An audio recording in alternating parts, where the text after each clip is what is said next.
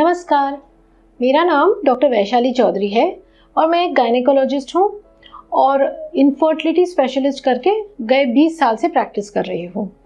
आज हम बात करेंगे कुछ ऐसे टिप्स के बारे में जिससे आपको नेचुरल प्रेगनेंसी का चांस बढ़ेगा।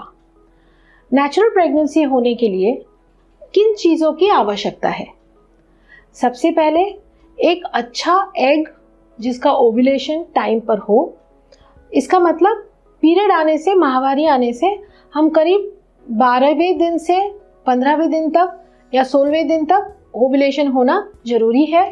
उसी दरमियान, मतलब जिसको हम फर्टाइल पीरियड बोलते हैं, उस फर्टाइल पीरियड में इंटरकोर्स होना जरूरी है।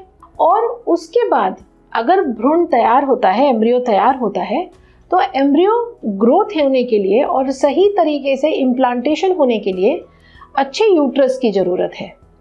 तो ये सारी चीज़ें एक साथ अगर होती हैं तो आपकी नेचुरल प्रेगनेंसी होने के चांसेस बढ़ते हैं।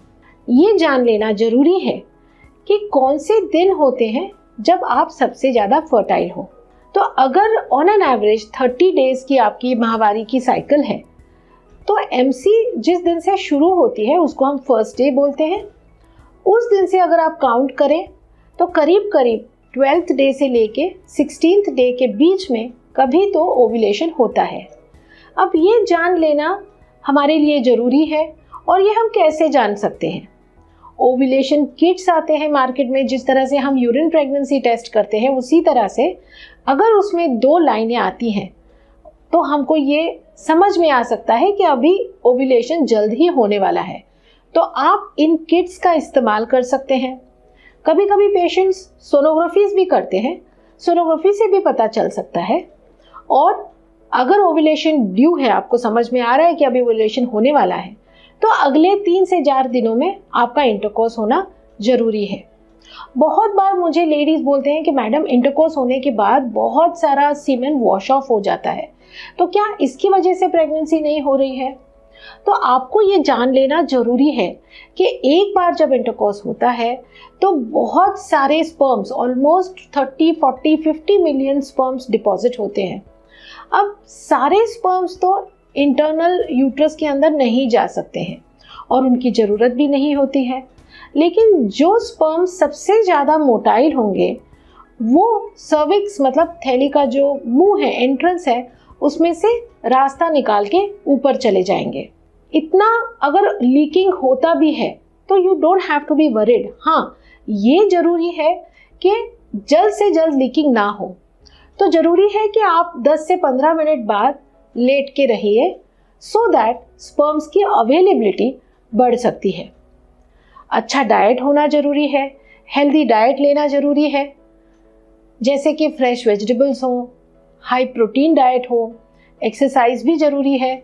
हमको बहुत सारी लड़कियां बोलते हैं कि मैं जिम तो जाती हूँ, बिकॉज मैं जिम जा रही हूँ इसके लिए मैं कंसीव नहीं हो पा रही हूँ। तो जिम आप ज़रूर जाइए।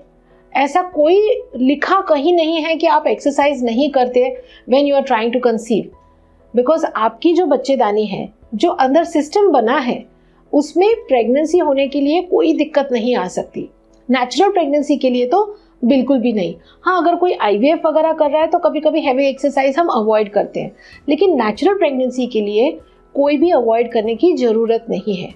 साथ ही साथ अगर आप फोलिक एसिड लें, कुछ प्रोजेस्टेरॉन जैसे सपोर्ट सिस्टम के लिए कुछ मेडिसिन लें, तो आपकी प्रेगनेंसी की संभावना और ज़्यादा बढ़ सकती है। अगर आप पीरियड्स मिस हुए तो कब यूरिन टेस्ट करके आप जान सकते हैं? तो जैसे ही अगर आपकी रेगुलर साइकिल्स हैं, 30 डेज़ में अगर आपको पीरियड्स आ रहे हैं, तो पीरियड मिस होने के 2 दिन में ही आप ये पता कर सकते हैं कि आपको प्रेगनेंसी हुई है या नहीं। अगर प्रेगनेंसी टेस्ट पॉजिटिव आता है तो आप फोलिक एसिड और मल्टीविटामिन्स डॉक्टर की सलाह से तुरंत स्टार्ट कर सकते हैं, ताकि आपके बनने वाले बच्चे में कोई भी डिफॉर्मिटीज़ ना आए। तो ये थी कुछ tips. All the best. Thank you.